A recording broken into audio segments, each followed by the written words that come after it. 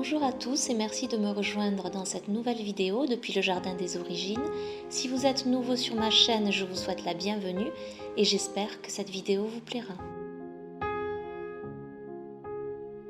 J'ai l'impression que septembre et octobre sont passés très vite et en même temps que le temps semble parfois s'étendre et même ralentir. C'est très bizarre.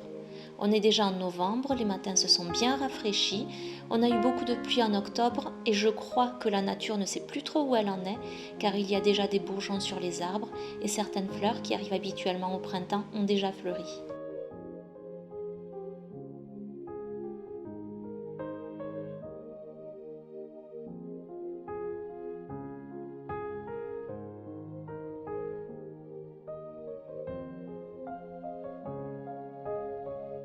Je sais que beaucoup de personnes n'ont pas la chance d'avoir un jardin ou de vivre à la campagne et que cette période où on nous demande de rester chacun chez nous peut être très difficile à vivre, alors j'espère juste que mes vidéos vous donneront une petite bouffée d'air frais et vous permettront de vous évader un petit moment avec moi comme si vous étiez là. Personne ne sait où tout ça va nous mener, mais dans tous les cas, ça va changer et ça c'est certain, car tout change. Et même si certaines situations peuvent durer très longtemps et paraître insurmontables, il y a un jour nouveau à chaque fois, car rien n'est jamais figé, tout est en mouvement et tout évolue. Et nous, on évolue également, alors c'est certain que cette situation désastreuse, on peut le dire, pour le monde dans lequel on évolue actuellement, va changer.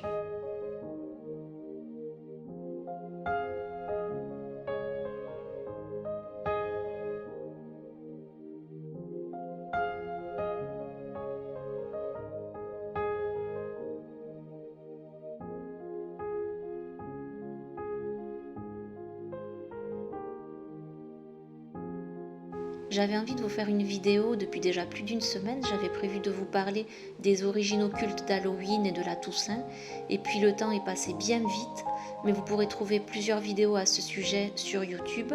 La plupart sont en anglais et je vous mets en description le lien d'une vidéo qui est en français, c'est sur la chaîne d'Emma, et j'ai trouvé ses explications très claires et très intéressantes. Halloween, comme la plupart des fêtes, est aujourd'hui devenue habituelle et familière. Et pourtant, quand j'étais petite, ça ne l'était pas. On ne le fêtait pas, on ne connaissait même pas Halloween. Je l'ai découvert au Canada, je crois que c'était en 2006 ou 2007. Et donc, la plupart de ces fêtes qui sont devenues aujourd'hui familières dans nos cultures et nos sociétés ont bien souvent des origines païennes, occultes et surtout assez glauques. Et c'est le cas de Noël, par exemple.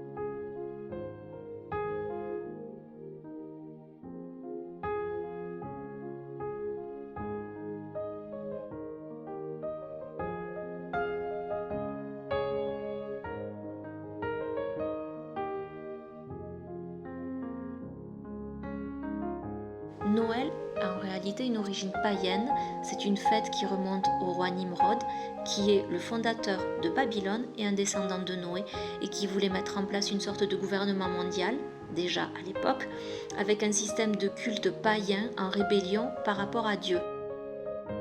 Nimrod avait épousé Sémiramis et ensemble ils avaient créé une sorte de culte spirituel païen, une sorte de culte à Nimrod qui était considéré comme le dieu soleil et Sémiramis était considérée comme la reine du ciel. À la mort de Nimrod, Sémiramis a voulu garder le contrôle du royaume et elle a donc annoncé au peuple qu'elle était enceinte, qu'elle attendait un enfant de façon immaculée et que cet enfant allait être la réincarnation de Nimrod. L'enfant est né le 25 décembre et elle l'a appelé Tammuz. Donc à cette date, 25 décembre, on fêtait à l'origine le solstice d'hiver et la naissance de Tammuz qui était censé être la réincarnation de Nimrod. Nimrod était donc considéré comme le dieu soleil, Sémiramis comme la déesse de la lune et Tammuz comme le fils des étoiles. Et c'est donc l'origine de la trinité païenne satanique opposée à la véritable trinité de Dieu. Il y avait une bûche qui était brûlée chaque année le 25 décembre pour symboliser la mort de Nimrod et sa renaissance, sa réincarnation par Tammuz, son fils, le fils de Sémiramis. Et il y avait également chaque année un arbre vert qui symbolisait aussi cette renaissance.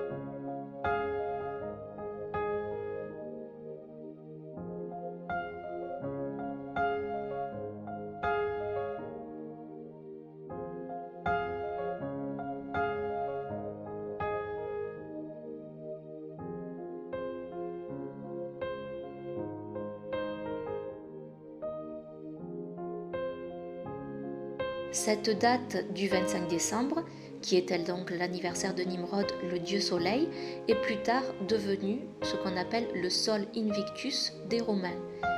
Puis c'est l'empereur romain Constantin qui a voulu unifier toutes les cultures, les croyances et les fêtes païennes, et il a décrété que Noël serait la fête de tous et qu'à cette date on fêterait aussi l'anniversaire de Jésus. Et donc Noël est devenu une fête catholique, comme l'a déclaré en l'an 350 après la naissance de Jésus le pape Julius. Le 25 décembre a ensuite été inscrit comme fête officielle catholique en l'an 529 après Jésus-Christ par l'empereur Justinien dans le Code Justinien qui était une sorte de code civil. Et donc on voit bien que Noël est vraiment quelque chose de très très récent au niveau de sa date officielle en tant que fête catholique et de très ancien en tant que croyance et fête occulte et païenne.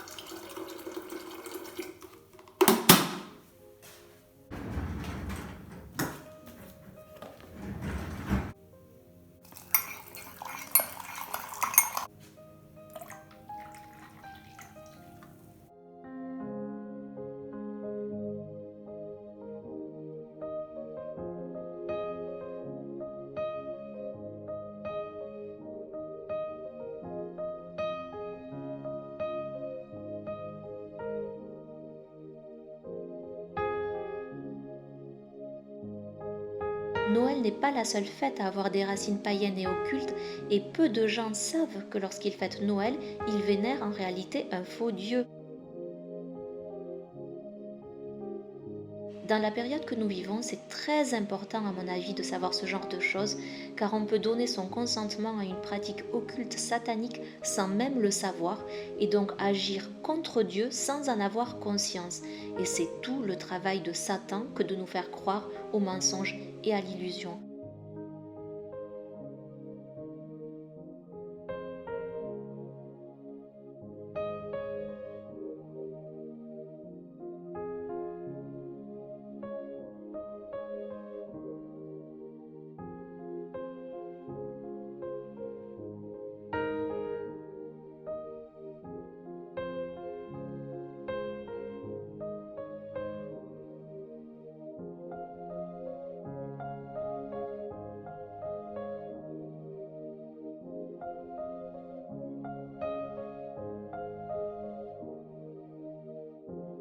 L'histoire de Nimrod et de Babylone, on la retrouve dans la Bible, et je sais que certains d'entre vous qui m'ont suivi avec mes anciens livres spirituels et ésotériques ont beaucoup de mal à accepter ce changement en moi et le fait que je me réfère à la Bible, mais sachez que je ne vous en veux pas, et qu'en ce moment, ce qui est le plus important, c'est de ne pas tomber dans les pièges du mensonge et de l'illusion qui remontent, comme je l'ai dit dans plusieurs vidéos et dans mon dernier livre, à la nuit des temps.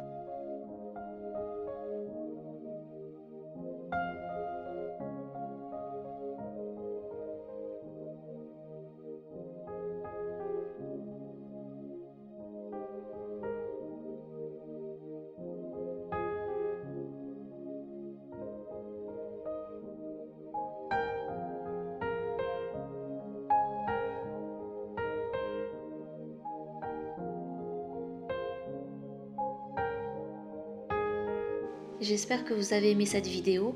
Prenez soin de vous et de vos proches et je vous dis à très bientôt dans une prochaine vidéo.